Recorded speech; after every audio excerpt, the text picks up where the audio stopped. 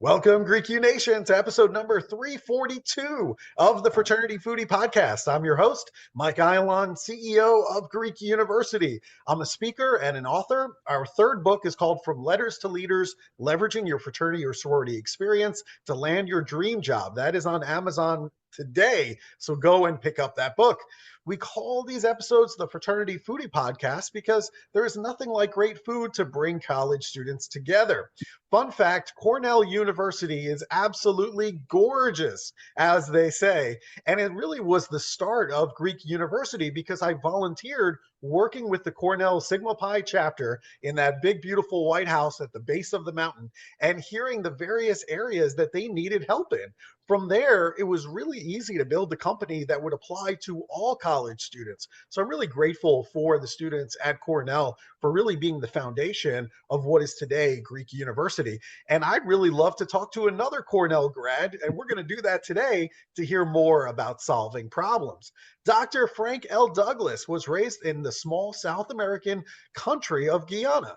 Suffering under the weight of poverty, Douglas faced severe childhood trauma, often questioning his place in his family and yearning for acceptance. Despite these obstacles, Douglas excelled academically, showing great promise at school and winning multiple awards. In his career, Douglas continued to climb the ranks of academia and made significant discoveries in the pharmacology field. He established the Center for Biomedical Innovation at MIT and received the George Beene Foundation Award, GQ Magazine's Rock Star of Science Award, Black History Maker Award, and the National Organization for the Professional Advancement of Black Chemists and Chemical Engineers Lifetime Achievement Award. He has continued to champion the cause of African American students, having never forgotten his own roots in poverty-ridden, politically conflicted homeland. The meaning of his name, Frank being Celtic for free man, and Douglas being Scottish for from a black stream, has become his personal banner. Welcome to the show, Dr. Douglas. Hi, thanks. Thanks, Mike. Of course. It's a pleasure and an honor to be speaking with you today. I'm so grateful that you're on the podcast with us. Let's talk a little bit about your background because you were born in Guyana where you, your mother, and siblings spent your early days. Sometimes you were homeless. Sometimes you were hungry. Talk to our audience about what your childhood was like. Well, that is correct. My mother was a single mom. There were 5 of us. We lived in a small room. That meant I spent most of my time outside, either sitting on the steps or in the public gardens, which is where I did most of my homework because there were benches there that I could use. We were fortunate in that my mother had a couple of good friends to whom we could go and sometimes get a meal. And in fact, when we were homeless, we were able to go there and sleep at night. So that was indeed a blessing. When I was 16, one of my mother's friends actually invited us to come and stay in his small place, but was larger than ours. And so from 16 on, at least things were a little bit better. That's good. That's really good to hear. And then at age 20, you were awarded a Fulbright scholarship. You came to America to study chemistry in the engineering college at Lehigh University, which is a fantastic institution. What did you think when you came to America? Well, actually, I arrived 2 weeks before Martin Luther King's march in Washington. Yeah. And I was actually quite stunned because I grew up in the evangelical church. Where we were told to love everyone and we were all going to heaven. And suddenly I'm learning, which I didn't know before coming to America. I didn't know any of American history. I was focused on England, and I knew English and European history. And I was so astonished to find racism and then to be myself subjected to it. Was quite a surprise to me. Wow. I mean, I can't even imagine coming to America for the first time, and not really knowing the history of America. And so that's just really fascinating to me. How did the values that were instilled in you during your early life in Guyana prepare you to navigate the effects of racial discrimination in both American universities and also in American corporations? You know, it's interesting. I instinctively did something that years later I learned here in America is called the Serenity Prayer. As a relatively young child, I think I began instinctively to understand those things that I couldn't change, do anything about, and to just accept them. And the things which I could indeed change, to have the courage to go after. So I was seen as a strange kid who was very silent, but who at any point in time, if there was something going on that was not quite right, or someone was being ridiculed, taken advantage of, he would come to their aid. Mhm, mhm. So you earned your PhD and your MD from Cornell. You became the first Black member of the board of management of a top 5 global pharmaceutical company where you spearheaded research and development of drugs that treat a whole host of things. We're talking about tuberculosis, arthritis, diabetes, seizures, cancer, pulmonary embolism, among various others. So talk to our audience a little bit about what are you most proud of in terms of the research and the development that was done? Well, what I'm most proud of is that I had the opportunity to lead thousands of scientists who brought to the market, to discover, develop, brought to the market more than 25 drugs in the various areas that you mentioned. The one that I'm most proud of is actually called Allegra. And the reason for that is it saved the company. Its predecessor drug had a number of side effects, which with interactions with things like shampoo could cause death. And I was able to demonstrate and convince the CEO that, as a matter of fact, the activity of the drug was in its metabolite and not in the drug. And that if we could demonstrate that that metabolite did not have these side effects and interactions, we would be able to save the drug. And we were able to do that. And it began to show to the industry that, as a matter of fact, there are many times when the active ingredient is a metabolite and not the drug that has been developed. And so that was an advance to the industry. The second thing I'm most proud of is that I brought to the industry the use of what we call chemical biology to discover drugs, which really is focused on using information and information technology and bringing people from different areas together to work on a single problem. So this diversity of opinion feeding innovation is something also I'm very proud of. That's a great lesson for the college students who are listening. I agree with you completely. The diversity within our organizations, that's what makes us better because we're all looking at it with our own lenses, which are different and good for business. So I think, you hit it. You hit the nail on the head almost instinctively. And that's a huge legacy. Yeah, Allegra, is huge. Nobody's going to deny that. But I think you discovered something, even bigger, which is an important lesson for our listeners. Thank you. Yeah, really, really good stuff. Now, you wrote the book. It's called Addressing Systemic Discrimination by Reframing the Problem. And you decided to write this particular book after the George Floyd murder, Yes. but also because you started to reflect on the DEI efforts that are going on today. Tell our audience what is missing from the current DEI efforts.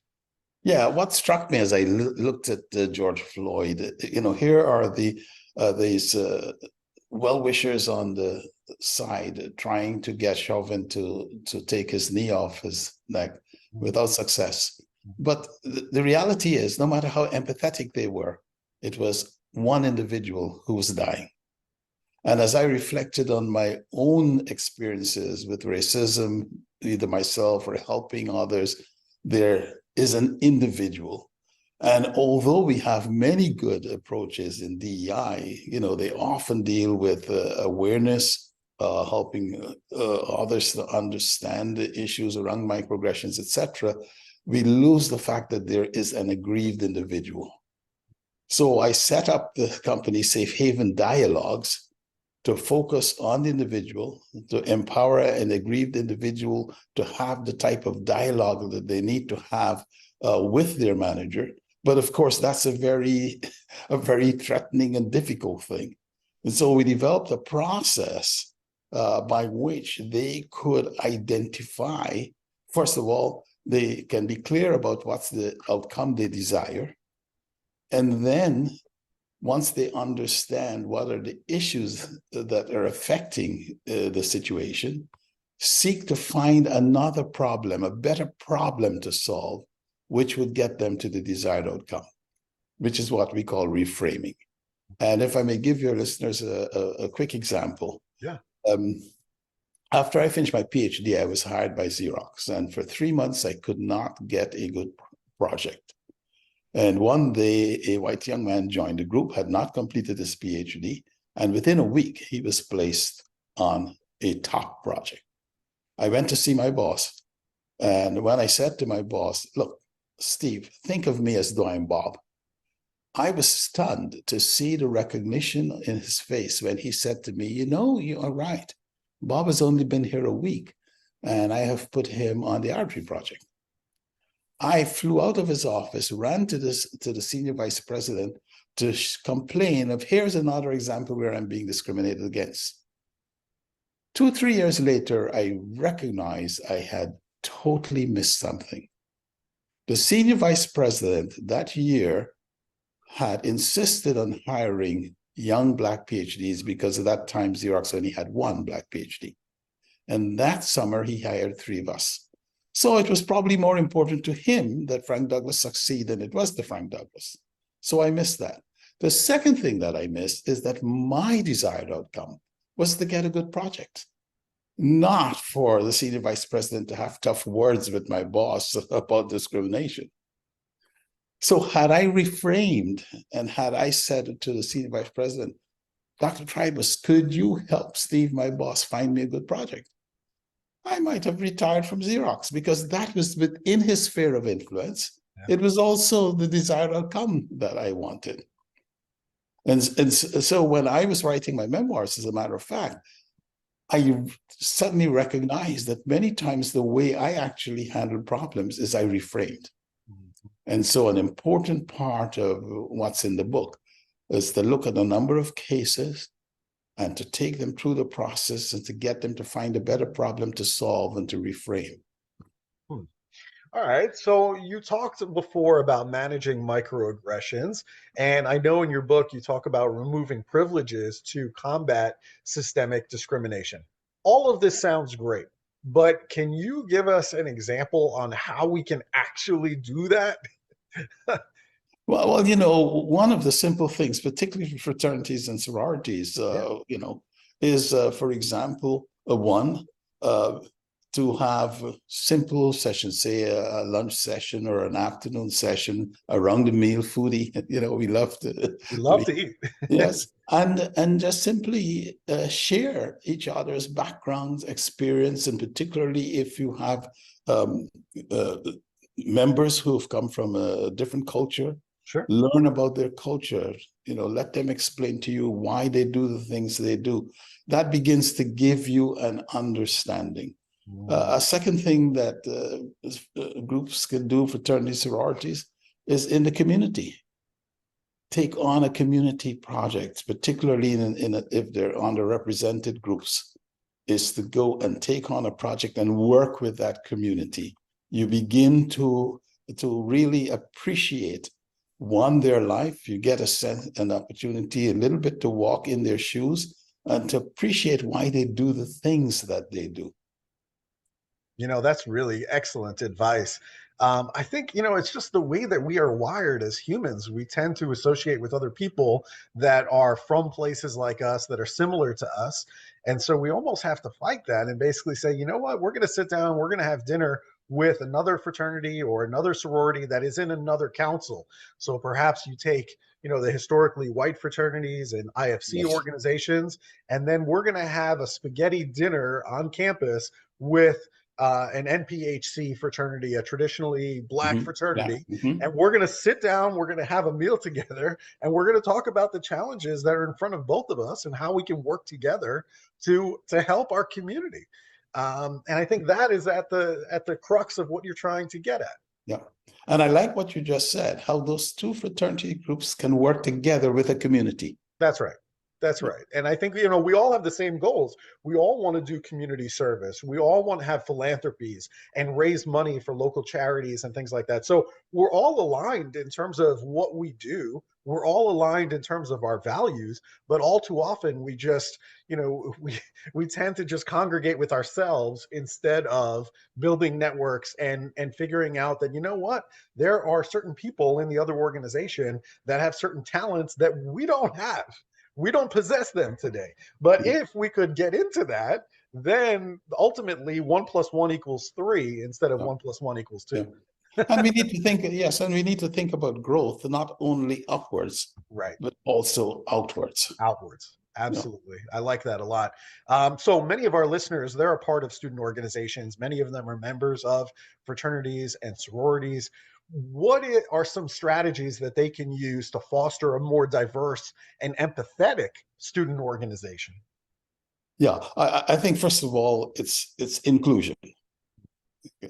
If you do not have different individuals sitting at the table with you, being part of your everyday experience, and you want to have it part of the everyday experience. If it's going to be an occasional trip here, occasional trip there, it's not the same thing as when you are, in a real sense, living together. Okay, then it is natural things happen, and you get a better understanding. So it's the inclusion part. The other part is the equity part, and the equity part is one in which you really have to look hard. You talked about privilege, is to really look hard at what are the things that are getting in the way of treating everyone fairly, not necessarily the same, but fairly, because people may have different needs. Are their needs being recognized, and are we having the type of discussions which treats them fairly based on their needs? Excellent advice. Really good stuff. This summer, my kids are getting ready to go to college, and Harvard is on their list. And so we went to Harvard and we toured the campus. But in my mind, I'm thinking about what's going on. I'm thinking about the fact that the Supreme Court has agreed to review a challenge to the consideration of race in college admission decisions, often known as affirmative action. Now, affirmative action backers, they hope that the court leaves things just where they are, giving the colleges flexibility to consider race within certain bounds. Now, the opponents to affirmative action, they hope for a sweeping decision that would remove race from the admissions process completely. So, but then you would expect to see a decrease in the Black student population on these college campuses. So in your opinion, what is the right move here for the Supreme Court? Well, I think the Supreme Court, when dealing with these issues, have got to deal with the principles and not with the politics. And for me, the principle is the Declaration of Independence. All men created equal, the inalienable rights. Now, if we have a situation where all men were created equal, but then in history, the equality was taken away from a group of individuals via slavery and other things, well, then if we are going to have them to be able to pursue life, liberty, and happiness, we need to do things, okay, that help them to become equal again and to be seen as equal and to be able to pursue those things equally. And so for me, that's what the Supreme Court needs to look at equity and inclusion. We have to do those things which bridge the gap that was created, and we have to enable them to be included so they can have the pursuit of life, liberty, and happiness. Well, let's hope the Supreme Court is listening to your words and they take that into consideration. I hope. I hope they will listen to what you So have do to say. I. So do I. Now, you're living in the New York, New Jersey area these days, and I grew up in Manhattan, in New York City. Born in Mount Sinai Hospital. There are some incredible restaurants in that area, and we love good food here at the Fraternity Foodie Podcast. So I need to know, where do you go for a great meal so I can try it the next time I'm home? Yeah, well, some of my favorites, actually, a very recent one I discovered is a Greek restaurant, Avra. There are two or three of them, but I've gone to the one on the 60th, East 60th Street, close to Yeah. Madison. It's a Greek Mediterranean. It's really, really lovely. And I love the Brazilian restaurant on 49th Street. That's one of my favorites. And of course, an all-time favorite, the Sylvia's, Sylvia's in Harlem. Yeah. Yeah. So those are the ones where we tend to hang out. Those three are excellent choices. You can't go wrong with any of them. They're all wonderful places to eat. So good food. Yes, and when you look at my size, you can tell I love good food. We're going to get along just fine. We'll have some good food and some great conversation. I think this has been great. All right. So if our students, if they want to go and buy your book, and they want to maybe invite you to come and speak on their college campus, where should they go to connect with you and then go buy the book? Well, they can connect with me and also buy the book at frankdouglasbooks.com. That's the website, frankdouglasbooks.com, and they can connect with me there. The book is also available in Amazon, Barnes and Nobles, and a few other places. That's But I fantastic. would love to hear from them. Tell them to drop me a note in the email at frankdouglasbooks.com, and I will respond. Yeah, they're definitely going to read your book and send you some emails and let you know what they think of the book. And I think it's fantastic. It's called Addressing Systemic Discrimination by Reframing the Problem. And so thank you so much for writing the book. Thank you so much for spending some time and giving some thoughts in terms of colleges and fraternities and sororities and what we can do in order to move forward. I really appreciate your time, Doctor. Well, thank you very much. Thanks for the invite, and I really look forward for comments from the students. Yes, absolutely. They definitely will give you that. So if you're a listener, make sure that you go and pick up Dr. Douglas's book. Again, it's called Addressing Systemic Discrimination by Reframing the Problem. And then let them know what you think of the book and where we can go from here. I think your input is really critical here. So make sure you like this interview. Make sure you share it with other college students that are into DEI on your campus. And we look forward to seeing you on another episode of the Fraternity Foodie Podcast. Thanks so much for joining us, and we're going to see you next time.